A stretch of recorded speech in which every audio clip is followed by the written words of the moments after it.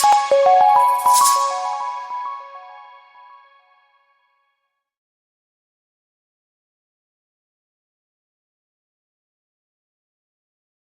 evening, ladies and gentlemen. Namaste and a very warm welcome to all of you to the Blub World Web Talks 239th episode. In the decision making के साथ में हमें केवल और केवल ऐसी situations दी जाती हैं कि अभी एक क्राइसिस है, अब आप डिसीजन ले लीजिए.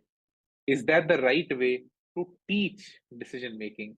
Let me take some more opinions. Agar before we conclude the session, we'll again ask all the speakers who have spoken till now if there's a point that you want to contribute at this point of time, because I think you now by now we were able to at least establish the journey ki छोटे छोटे decisions से एकदम life threatening decisions तक में what is the model that we have? Do we have some parameter? What is the context? How do we put things in place?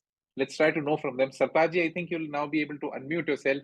Let's take your opinions on the topic. A very warm welcome to Dr. Sartaj Alam Rizvi, the principal of Kusum International Academy from Alipur, Meerut, Uttar Pradesh. Sartaj ji, over to you for the next 3 minutes. Please unmute yourself and a very warm welcome. Decision आज का topic जो आपने decision making रखा है, हम लोग तकरीबन 3 दिन से इस टॉपिक पर हम लोगों के यहाँ डिस्कशन हो रहा है. परसों हमारा ये टॉपिक था दैनिक जागरण के साथ. आज कल भी था और आज भी है, अभी भी हमारा. अभी असलियत में हम डिसीजन मेकिंग पर एक और प्रॉब्लम आ रही है. हम बच्चे को डिसीजन मेकिंग के लिए फ्री ही नहीं छोड़ रहे हैं.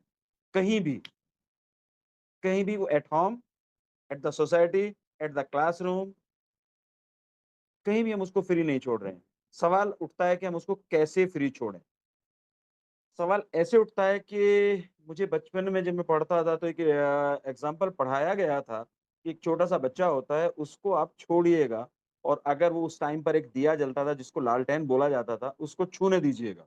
अगर आपने उसको एक बार छूने दिया, डेफिनिटली विल वहाँ हल्का-सा उसको चोट पहुँचेगी और वो नहीं होगा, वापस नहीं जाएगा. जस्ट आज हम उसको जो हमारा एजुकेशन सिस्टम हम ला रहे हैं एनईपी 2020 की तक, इसमें प्रॉब्लम क्या है कि हम उसको आज अपना डिसीजन ही नहीं लेने दे रहे हैं. जैसे कल मैंने एक जगह ये बोल दिया कि ये बच्चा जो है ना ऐसा नहीं कर पाएगा या नहीं कर पा रहा है. जस्ट पेरेंट्स ऑब्जेक्टेड, मेरा बेटा तो ऐसा कर पाएगा. एज एन टीचर मैं कंक्लूड ये कर सकता हूँ कि बच्चे को डिसीजन लेने दीजिए, भले ही वो डिसीजन गलत हो. हाँ, उसके मेंटर बनिए, उसके गाइड बनिएगा. मैं किसी का एग्जाम्पल नहीं देता हूँ, मैं अपना एग्जाम्पल देता हूँ. दक्ष जी, 12th क्लास तक मुझे ये पता नहीं था कि मुझे करना क्या है, जबकि मैं एक एजुकेशनल फैमिली बैकग्राउंड से था. My father was also teacher, my brother was that time MSc physics, but no one guide to me that what will I do in the future. After that, when I got the admission in the graduation, there I saw Professor P.K. Agrawal sahab, and then I decided that I will be a teacher.